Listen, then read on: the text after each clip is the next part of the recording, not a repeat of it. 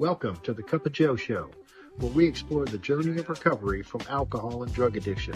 One story, one conversation, and one step at a time.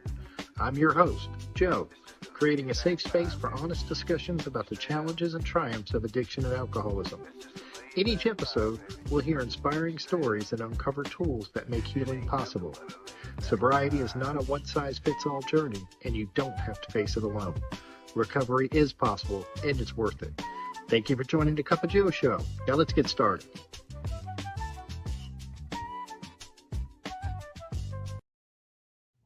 Hey everybody, welcome back to the Cup of Joe Show. I'm your host, of course, Joe, and today I am very excited. I have a very good friend of mine, one of my favorite people, who's going to share his experience, strength, and hope with you. Today we have Buck D. Buck's been sober since January 5th, 2009. Buck is not only a good friend of mine, but one of the people I truly admire in recovery. He's married to the amazing Becky and is a proud dad to a son and 2 daughters. At home, Buck shares his life with Ada, his loyal German Shepherd. We'll have to tell you our German Shepherd story at some time during this. In his own words, he likes dogs better than people because, as he says, they're more honest. A true craftsman, Buck can build just about anything. He's an incredibly talented artist, even known for his stunning portraits, including one of yours truly. Beyond that, Buck is an avid fisherman, has recently taken up hiking, and trains in martial arts, specifically Krav Maga, or as I like to pronounce it, Krav Maga. Buck's story is one of discipline, creativity, and gratitude, and I'm excited for you to hear his story. So grab a cup of coffee, settle in, and let's get into it. Buckster, how are you doing today? Joe, I'm doing good. Well, you doing all right? I'm doing all right, and I thank you so much for your willingness to come on the podcast. Sure, it's going to be fun. Yes, sir. We have some stories for you, people. So, well, let's just get into it, Buck. What was it like growing up, Buck? Okay. Well, I'm an alcoholic. So growing up, my childhood wasn't great. You know, I saw things as normal that weren't normal. You know, my dad was a bomber pilot in the Second World War. He's decorated. And he kind of brought that violence home. He was an outraging alcoholic too. He's a classic alcoholic. He had a high IQ, and he brought that in the house. And years later, I found out that I kind of disassociated some of that stuff, and so that was the beginnings. You know, I thought that was normal. I thought that you know, everybody lived on a military base until I was 7, and we moved off of one. And we moved from Washington State to Arkansas, which is where I call home. And I'm back on the same latitude now, so I'm liking that. But in Arkansas, we, Mom and Dad were splitting up, you know, and I kind of idolized my dad because he was this genius, you know, war hero and all that. And he busts in the house one day and he says, your mom and I are splitting up. What do you boys want to do? Talking to me and my brother. Well, I want to go with you, Dad. Oh, wow, what a mistake. So I took off with my old man. And we went to Kansas City. I don't know how we wound up there. One of his drunk friends was there or something. But wasn't good. You know, the old man had a heart attack while we were there. And me and my brother, we were homeless. You know, Mike was 13 and I was 8. We wound up being homeless. And that rocked on for a little more than the summer and part of a school year. And finally, the police found us and sent us back to Little Rock, and then on to the little town where I'm from, Malvern, Arkansas, where I'm from and Billy Bob Thornton's from.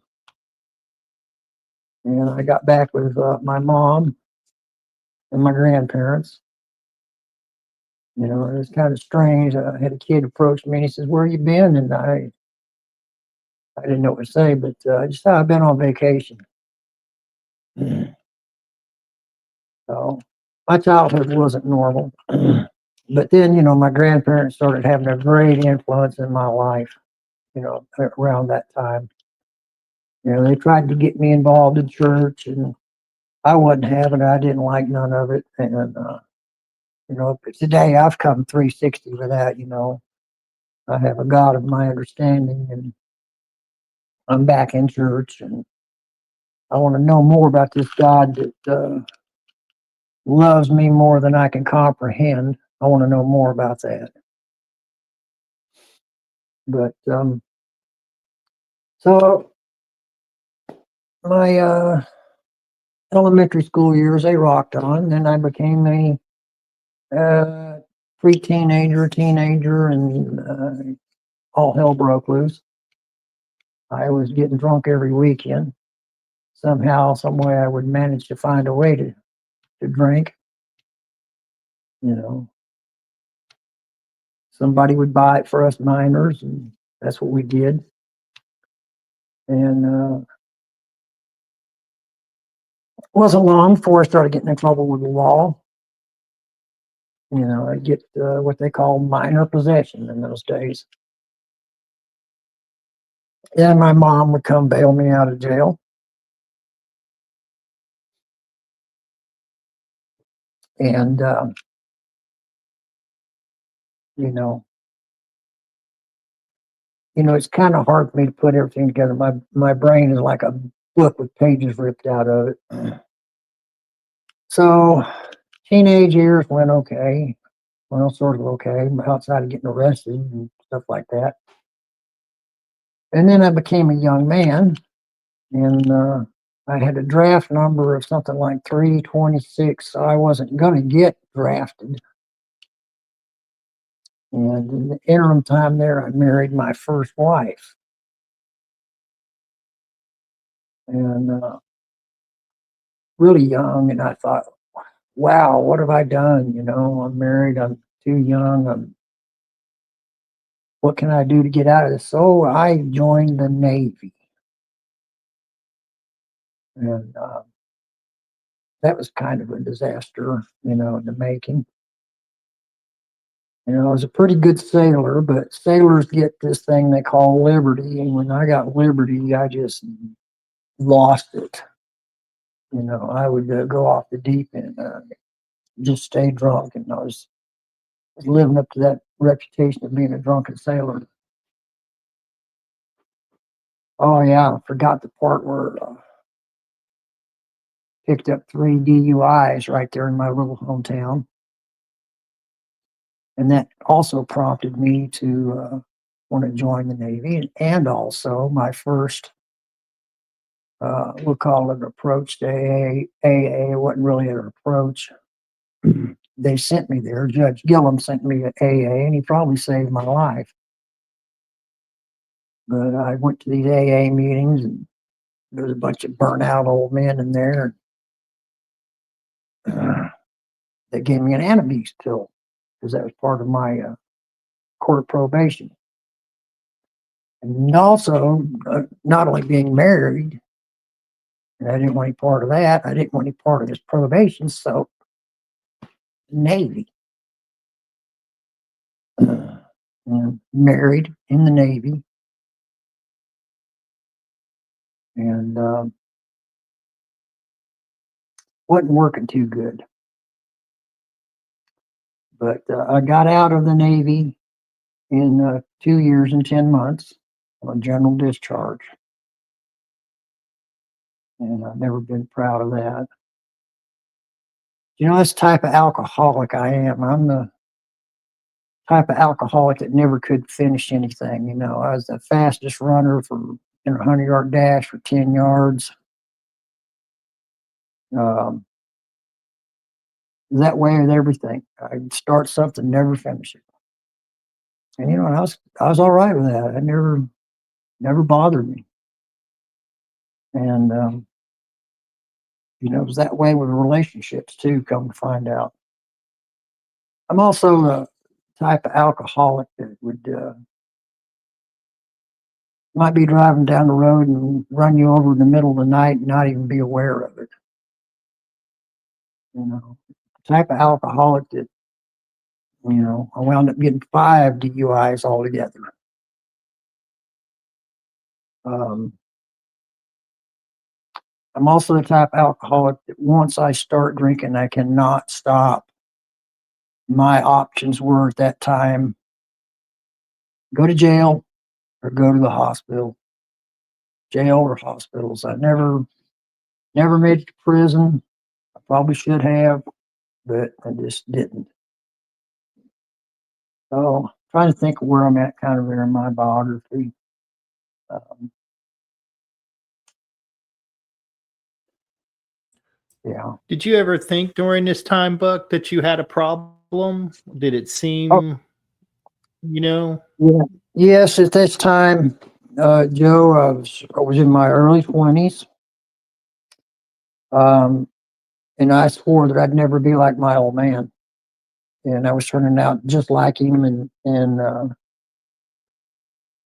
yeah, I was beginning to think, yeah, I'm probably an alcoholic. So, you know, within my story, me and the first wife, we split up. And I'm there in Little Rock. Um, I don't know if I should tell you about falling out of cars or not. Should I tell you about that, Joe?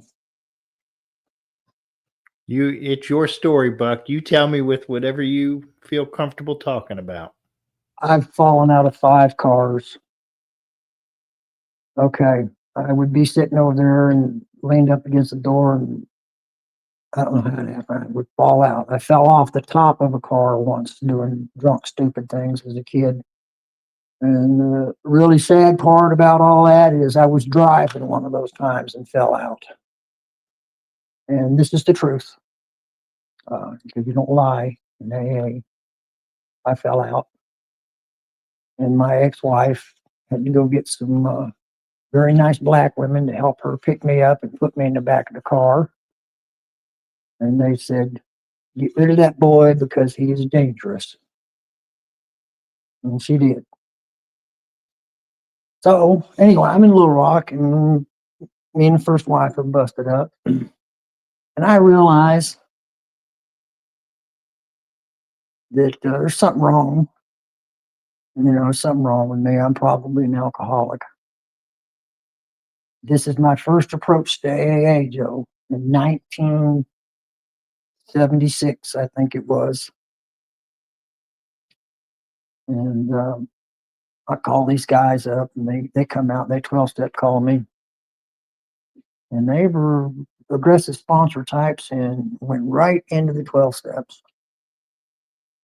And I made an attempt at it and went 2 steps. And I thought, well, these are some really nice guys and everything, but I'm not going to hang around because I have a life to live, you know. And this doesn't look like fun to me. It was still all about the party. And so I split on those guys after, I don't know, a month or 2 working with them.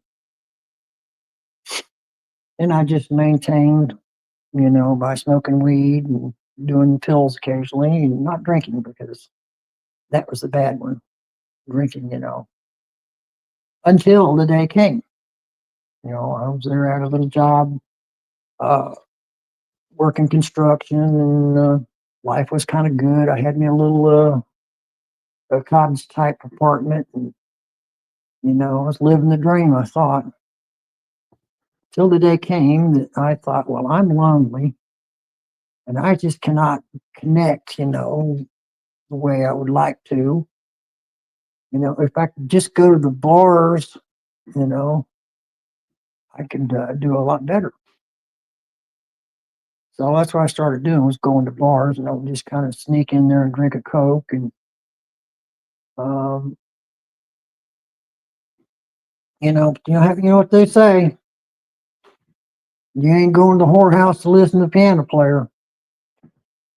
So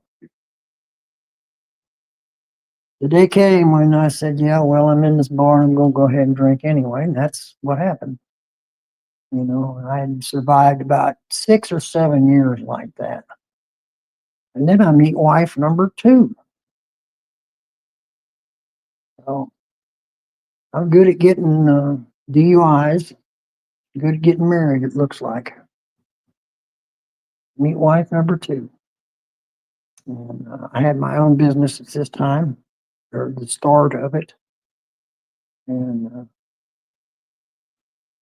we got pregnant pretty quick there, and I had my first daughter. And, it wasn't a match made in heaven. She had her own problems, and it's kind of like, one alcoholic will seek out another. And she wasn't an alcoholic, but she did a lot of drugs, and she sought me out, and we were a real good match there for a while. But she started cheating on me, took off, and it looked like we were going to divorce. And I really took this hard. I mean, I was working hard. I couldn't say no to people. I would take on more work than I could handle. And it was just really driving me insane. And then she stepped out and said, it's over with, and, so on and so forth. Took it really hard. And, I had this crazy conscious thought, I'll just damn drink myself to death. And I had money in the bank, and that's what I started doing. So I drank myself into such a state at 33 years old, and I wound up in the state hospital. And that's where you detox, in Arkansas, right there where they filmed Sling Blade. So I stayed in there about close to, I'd say, a month. And I was in there for about 2 weeks, and I had the shakes so damn bad, I didn't know what was going on. I could not stop shaking. So I told this nurse, I said, I want to see the head shrinker here, the head shrinker. And so I went there and talked to him. I said, you got to take me off of this medication you got me on. They had me on phenobarbital and something else. He said, why? And I said, because look at me shake. Look what it's doing to me. And he said, well, you're still going through the DTs. And I was stunned. I was just stunned. But that doesn't stop a good alcoholic. But at this time, I had made some friends within AA. I was kind of hanging around, place downtown Little Rock there on Wolf Street. Wolf House is the name of the club I went to, Wolf House. I had a sponsor. And when I got out of there, he says, you're not ready to hit the streets yet. And this is very important, Joe. I am going to try and point out how God worked in my life, the people he put in my life. This is going to be, I forgot that my grandparents were number one, not, and my mother too, but, in Little Rock, I went to stay at this place called Serenity House, ran by none other than Joe McClaney of Joe and Charlie. So I knew I was in kind of a special spot, but, I didn't know how well, because Joe was just getting started with Charlie at that time. But I stayed at his place a month, and being the alcoholic that I am, I got out and got drunk. And the ex was, I was told, stay away from her, but I couldn't do it. And I got around her and found out what was going on and started drinking really bad. I mean, just like what put me in the hospital. And I bounced out of the VA a couple of times during this time here. And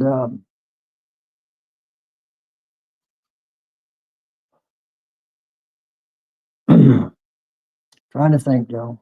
It's really scattered. My brain is scattered. The older I get, the worse it is. But anyway, yeah, I pulled some crap that would have put me in jail for a while. And I said, I am not going to jail. So I ran.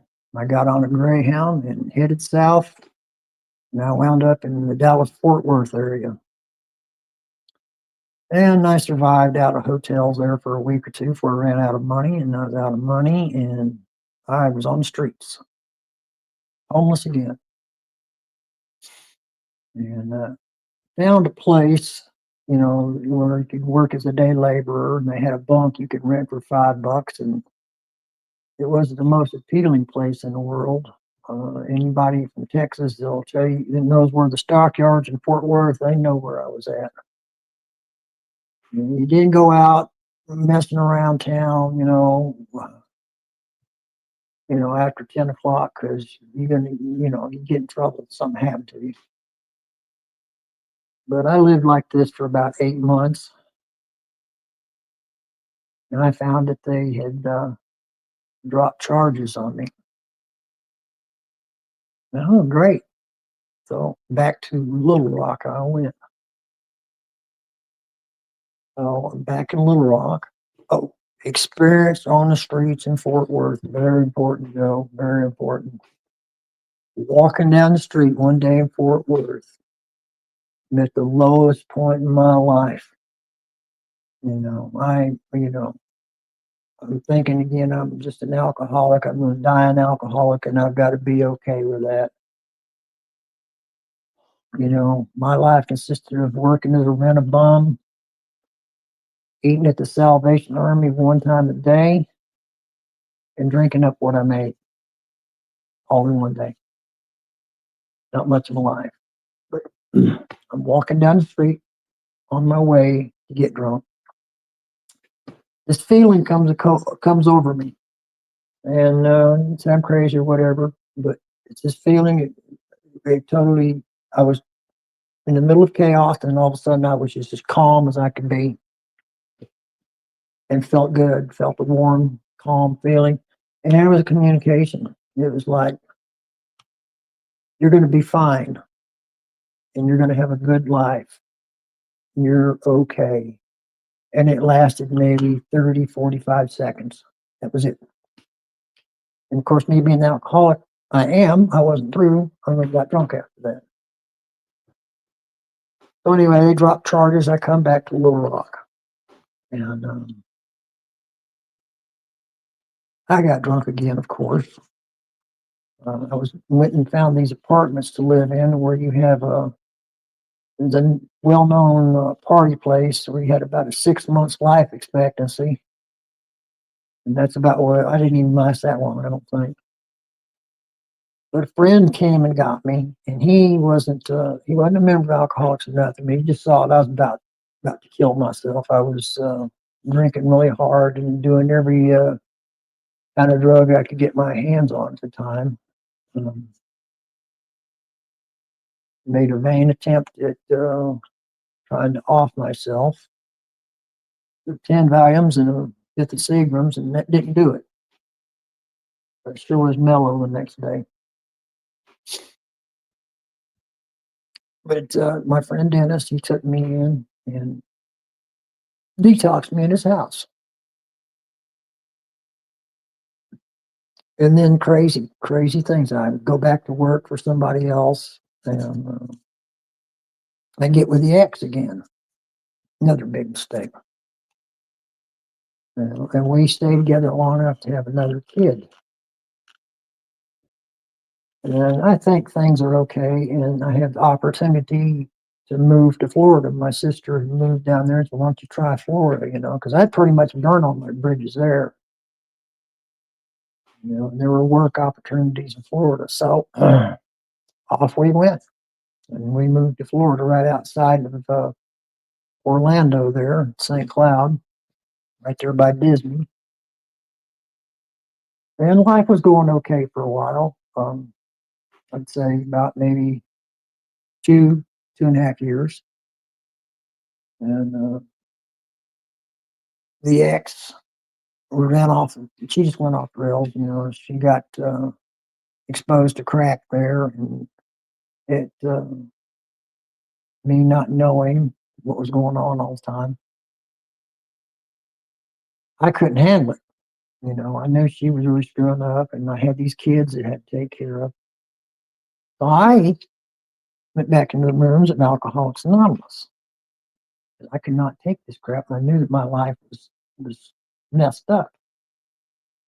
Got a sponsor, you know, and then this sponsor, Ted, became Saint Ted to me. Let's put it like that. So the ex is screwing up really bad, and she's smoking crack and doing God knows what, cheating on me like I'm a dog. And I had enough. I said, "Look, here's the deal. You either sober up, or get out." Well, she got out and found her a man to hang out with. Uh, I took over raising the kids. This was about 1993, 94, something like that. Yeah, 94. I'm raising 3 kids by myself. And she disappeared and didn't have contact for 8 years with the kids. So I'm doing the deal, and thank God. Uh, I was going to meetings and raising kids and doing the best I could and working like a dog, and that was it. That was what my life consisted of. And sometimes I was a little league coach. Sometimes I was doing cheerleading, and had no spare time for nothing. But I made it, and those years are a blur to me. And I got my kids pretty much raised, and then I started trying to find me another girlfriend, spouse, whatever. Of course, because it had been exactly 13 years for me that I had none of that, which I felt was totally unnatural. And we started dating again, and I got engaged to this girl, and she broke my heart, and she was way out of my, I was I was fighting above my weight with her. You know, she was something else. But anyway, she dumped me. I took it hard, and I wanted to do something about it. And I didn't like that group I was going to there in St. Cloud, for some reason, because they decided with my ex-wife. I felt like they were, but that wasn't the case. It was some of my distorted reality. So anyway, wasn't going to meetings and wasn't praying. And guess what happens after that? I devised a plan after I got dumped by this girl. I'm not going to drink. I'm just going to do pills. So that's what I did. I found me a couple doctors and got my pills. And this is 2006, 2007, and then that recession hit. And I'm not doing good. I can't get enough pills. the same shit, different day. Sorry for the expletive there, but that's what it was. So I'm sitting around and thinking, devising a plan like a good alcoholic. Hell, I'm just not getting enough pills.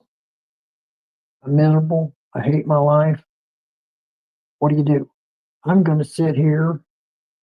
I'm going to stock up with leaders and go get as many pills as I can.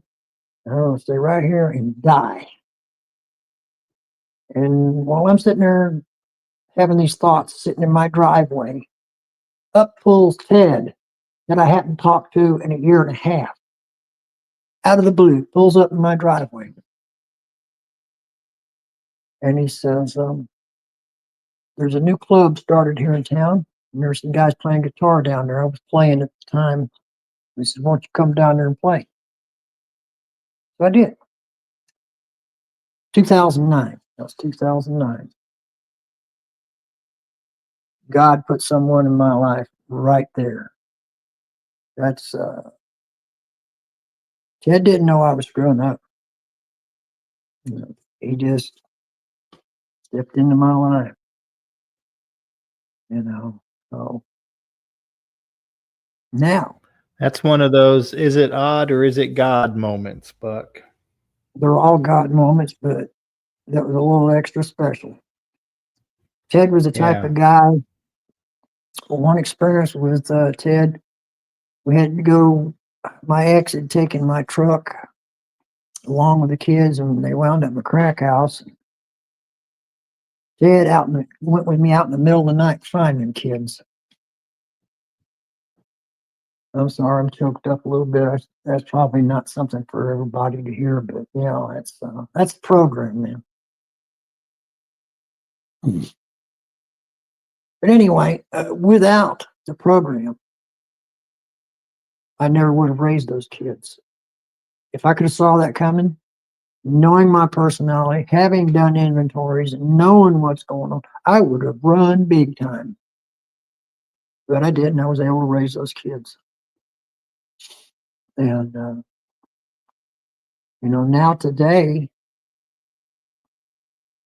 you know, I survived there in Florida till around 2013. I lost my business. I lost my house. But after that experience with Ted, I was back in the rooms. I was okay with losing my business, losing my house. You know, the promises, fear of economic insecurity. You know, I lost everything, but I wasn't afraid of it. I was good. You know, I was doing the deal. I took a meeting into this place. It was for veterans, specifically veterans that had been in prison, to this treatment center. I did that for 2 years, probably some of the best things I've done in recovery. You know, and then finally got a job after all that bad economic times were over with, and I worked at it for about a year and you know, put together some money. Then my son moved to Tennessee. So I followed him out here. And 2014, around there, 2013, 14, I bought a camper and moved out on Lake Douglas. You know, and I met Becky. And I've been doing the deal ever since. You know, my life is today, you know, I've got a great wife. I've got an excellent dog. I've got everything that I need. You know, there's more things I want, but you know, that's just stupid stuff. I have everything that I need, and you know, I have the promises in my life. I have, you know, they are true in my life. Situations that used to baffle me, they don't baffle me anymore. I have a calmness most of the time. Most of the time, I'm serene. I'm not living in total fear all the time. You know, all these things are true and they're obtainable. but I had to get out of the way in order for them to happen. I never would do that. I was a chronic relapser. I would come in and out of the rooms for years. My sobriety date is, like Joe said, January 5th, 2009. I started in 1976. So what's that tell you? I just would not do it. I could not get honest. I always thought there was some way around, um, that I could make it work and have my little time of escape for whatever it was worth, whatever substance, whatever, mostly alcohol, but it never did work. It was always the same results. And if you'd have told me then that what I have now is possible, I would not have believed it. No way. So I don't know, Joe. I guess I'm kind of wrapping it up, but I want to go back to that day when I was on the streets in Fort Worth, Texas. That day, that communication or that feeling that I had, and where I'm at now. Promise made, promise kept. All I had to do was put in the effort and the work, do my part. And you will have those promises made to you too, anybody that wants them. So I don't know, Joe, I'm kind of winded. Let me, good, because now I can talk and ask you questions that I've always wanted to ask you. Okay. So, especially given, like and I appreciate everything that you shared, Buck, and I was a chronic relapser too. And so what does, I guess, surrender mean to you? And what changed that caused you to really surrender that last time?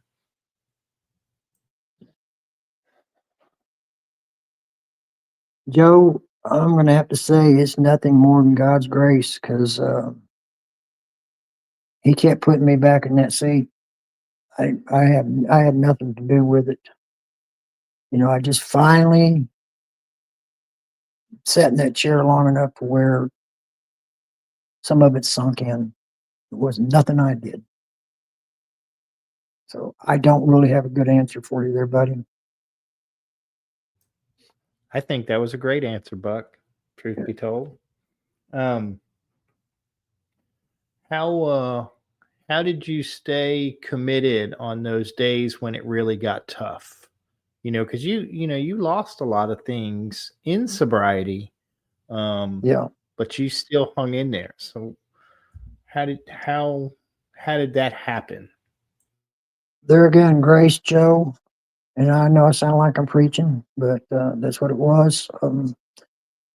I saw enough that I knew what I didn't want anymore, and stuck around long enough to know that some of these people in these rooms were, you know, if they could do it, I could too. They were crazier than me, and they did it. So, uh, you know, came to believe. Second step,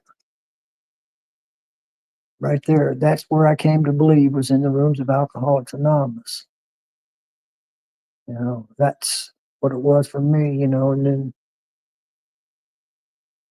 moving into the third step, that's a whole big deal that I'm still on and going to be on for the rest of my life. And all of the steps, you'll be on them for the rest of your life. This is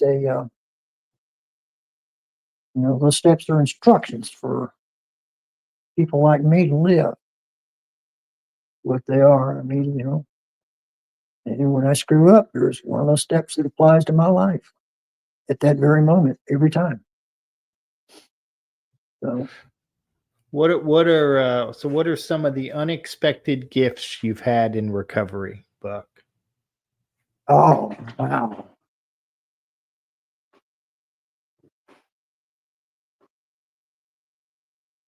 The greatest one that, you know, that I see,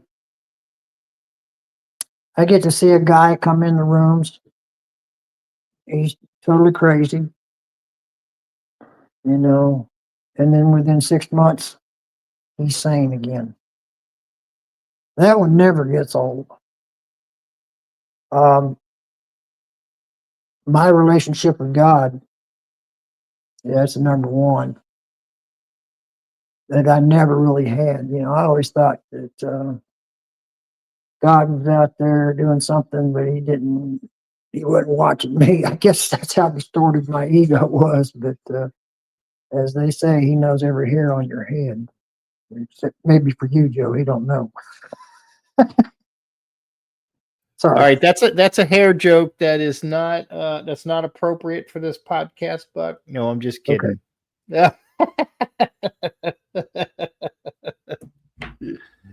So what's a typical day look like now in your recovery? Like, how does your day start? How do you go through your day living in recovery? I wake up, I go to the bathroom, I get a cup of coffee, I step out on the front porch, and I start praying and I start thanking God. You know, I start that day like that every day, and I pray to stay sober. I pray for Him to guide my thoughts and feelings. I pray for all of my friends that I know are having problems or struggling, whatever. I pray that He will help me, inventory myself on a constant basis. And,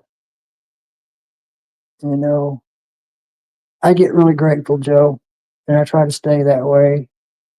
You know, I drive down the road where I'm at now, and I just thank God for letting me live here. And, you know, and thank you for everything. And like I said, I don't need nothing. I don't need nothing. And I'm not rich or anything like that, but, you know, the only thing I need is more spiritual fulfillment. And I got to work on that. And that's the whole thing, right, Buck? We have to work at it. If we want it, we have to do our part, and to make it happen. And I know that you do that. I do have to tell folks this story real quick because I've got a couple of Buck stories that I just love. One is when I was a kid, and I have to back this up because I have to justify my actions that day, Buck. I just have to do that. When I was a kid, I got bit by a German Shepherd, a farm dog in Michigan. It was I was probably 11 or 12. Anyway, very traumatic experience for a young guy like me. Fast forward several years, and I'm with my friend Buck, who I adore, and he invited me over to his house. And I can't remember what we were doing, Buck, but we went over to your house to get something, and I can't remember. But I step out of the car, and Buck did not tell me that he has two beautiful 120-pound, they look like 500-pound German Shepherds that came running at me. I just decided to jump in his truck and hide, and Buck came out, and I wish you guys could have seen the look on Buck's face of, Joe, you are really a wuss. No, Joe, that's not what I thought. I just thought you were scared of the dogs. And I get that. They're big, goofy babies to me, but to other people, they're really scary. You know, I get that. They can be really scary, but you get out and get around them, they'll smell you and then start licking you in the face. No, I appreciate Buck's being kind. I really was over the top of that. My childhood came back. That was there. It was, the fear of German Shepherds insecurity did not leave me. That's all I can tell you. Um, but you know, you talk a lot about spirituality and God, and you know, what are some? Have you done? Is there anything like kind of unique maybe you've done to kind of keep that spiritual connection, Buck? Well, Joe, like I said,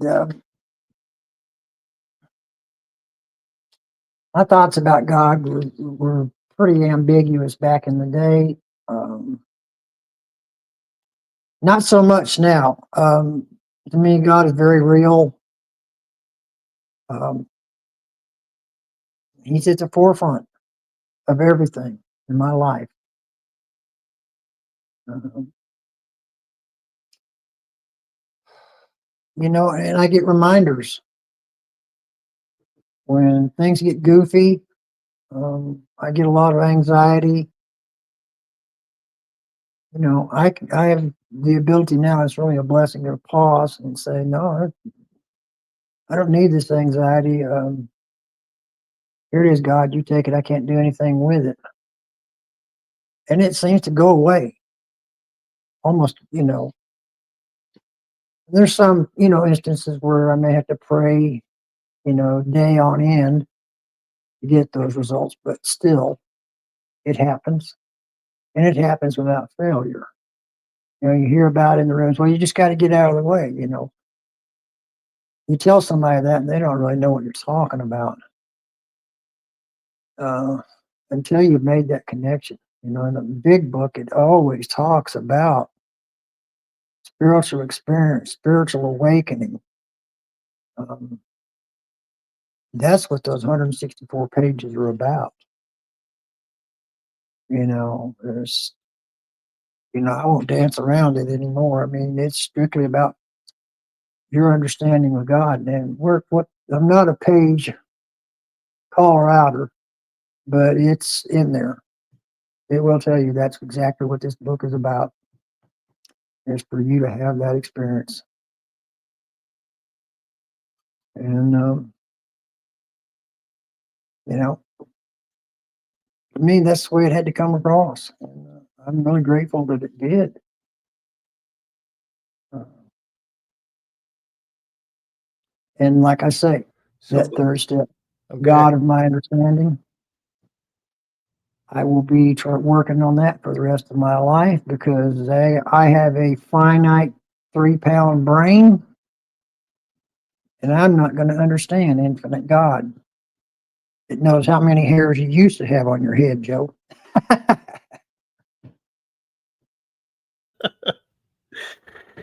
Another hair joke. I don't know if that's Sorry, acceptable, Buck. sorry.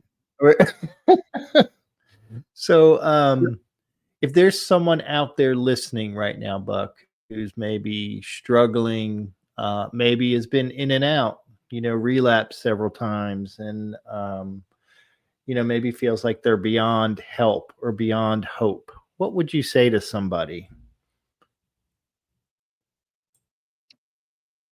I would say for them to quit thinking right at that moment.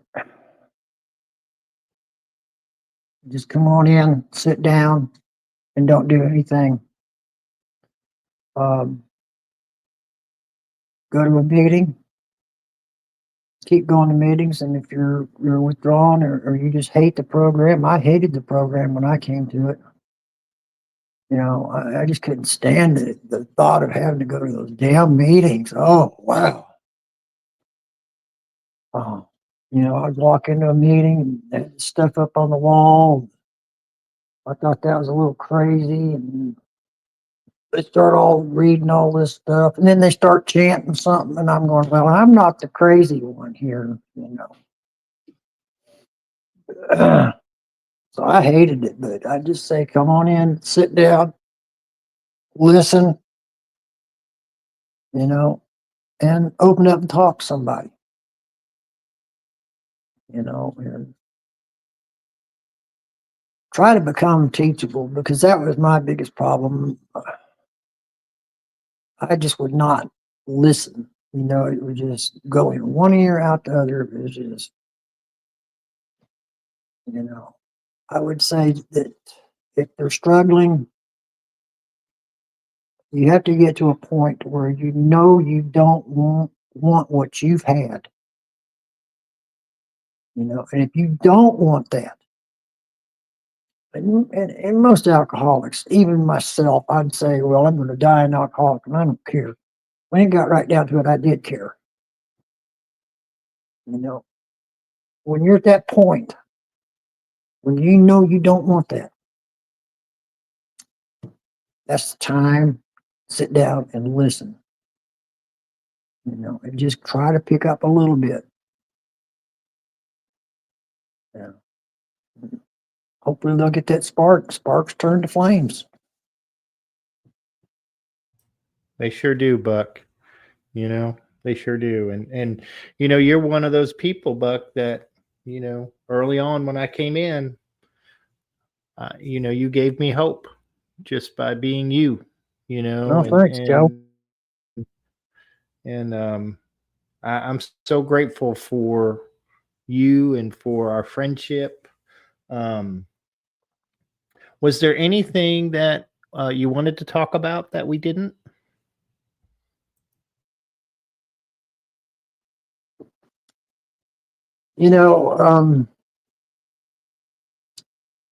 Just maybe the way the steps work for me.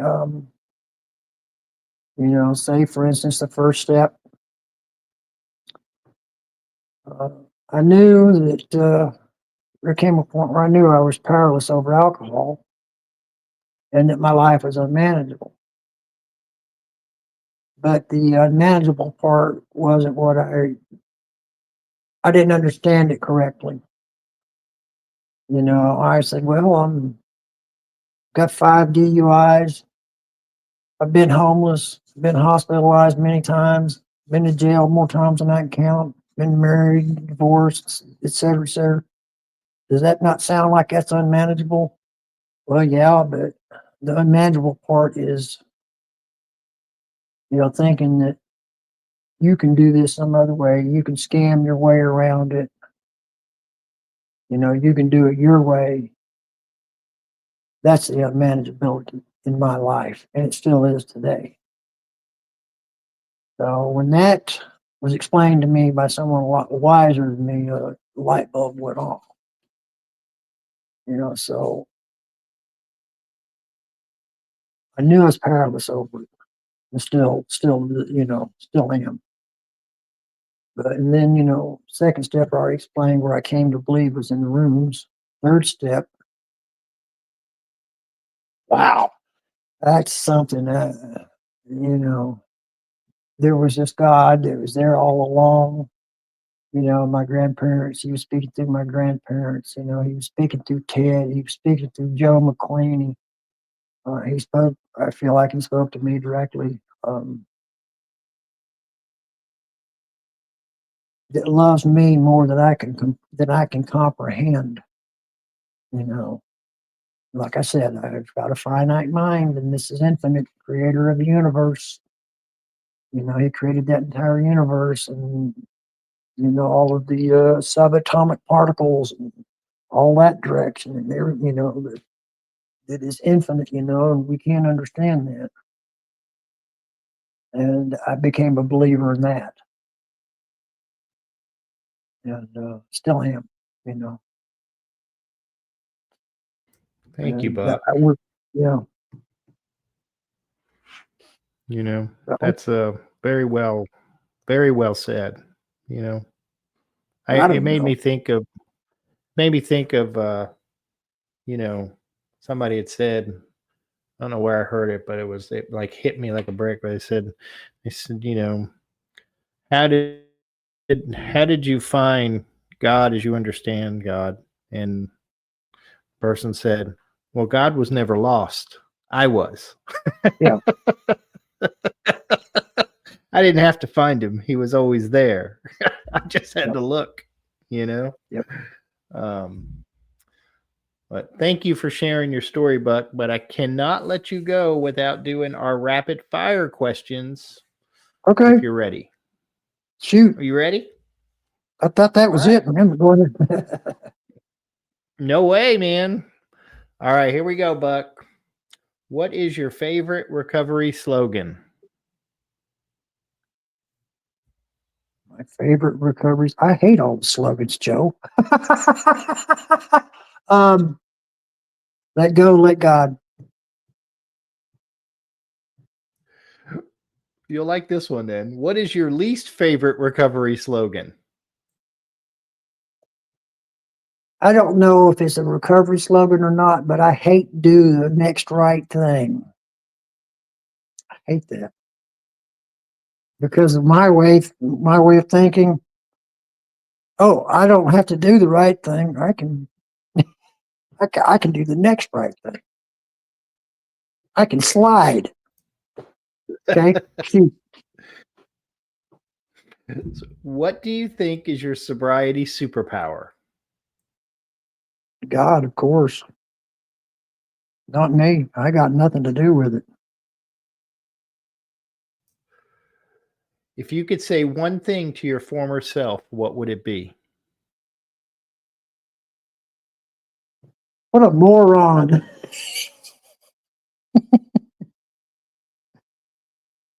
Now, say you turned out all right.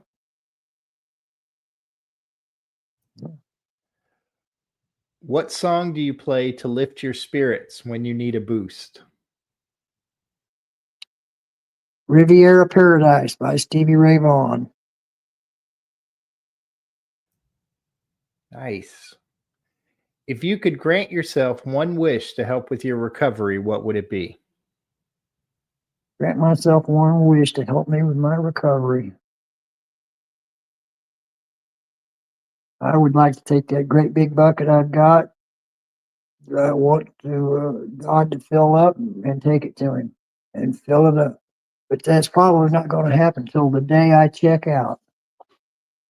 That's it, Joe. What step do you love the most? Which one do I love the most?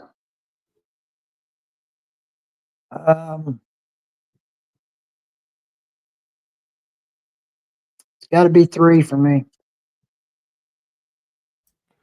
What step do you love the least? 9.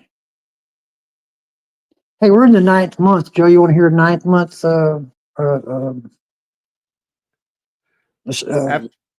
a men's story? Yes, absolutely. Okay. So I was in Little Rock there on one of my trips, on one major trip to the detox or out of it. And I was working with a sponsor, and he said, "Oh, you got to make these amends." And I had that little business. I had like 4 custom houses going with this one builder. I had commercial work going, and I was way overloaded. And in the midst of all that, I decided that I'd had enough and that I was going to drink up all the money I had and quite possibly drink myself to death. But I didn't, and I made it into the detox there in Little Rock and then out. And then Sid said, "Well, you got to go stay with Joe." And then after I stay with Joe, I'm trying to work some steps again, and call this builder up. And I'm telling him, "Look, Sydney, I'm really sorry that I skipped out on you like that. And this, that, and the other. What can I do to make it up to you?" And there's a pause there. And he says, "Well, I'm glad to hear you're alive, you son of a bitch, because now I got a chance to kill you." True story, Joe. True story. And then he said some things about my mother. But then he Lord. was, I think he was probably drinking a little bit too. But then he accepted my amends eventually. That's a great story, Buck. True story, Joe. These are all true stories. What is one of your favorite movies? My favorite movie is Tombstone. And finally, if heaven exists, what would you like to hear God say when you arrive at the pearly gates? Heaven does exist. And I expect he's going to open the book of life on me and then say, hopefully he's going to say, well done, and open that gate. Nice, Buck. That's a pretty deep subject. It sure is. I appreciate you so much, and thank you for coming on the show and for sharing your story and making me laugh as usual. I appreciate you. I appreciate you, Buck. Now, for the rest of you folks out there, please subscribe to our friends at thedailyponderables.com, your recovery source for inspiration and encouragement every day. A new episode of The Cup of Joe Show is released every Thursday at noon. Visit thecupofjoeshow.net, or you can listen to the show in your favorite podcast apps, Podbean, Apple, Spotify, YouTube, and others. Just search for The Cup of Joe Show. Don't forget the "the." Please like, follow, subscribe, and share because somebody out there needs to hear this today. Have a good day, everybody. It's just a laid-back vibe, baby. We hope you enjoyed today's Experience, Strength, and Hope. We are so grateful you decided to join us. Please share this episode with someone who might need it. Also, don't forget to like and subscribe. Remember, no matter where you are in your recovery journey, you are not alone. Reach up and reach out to someone. Please do not suffer in silence. Until next time, let's take it 1 minute, 1 hour, and 1 day at a time. Thanks for listening to The Cup of Joe Show.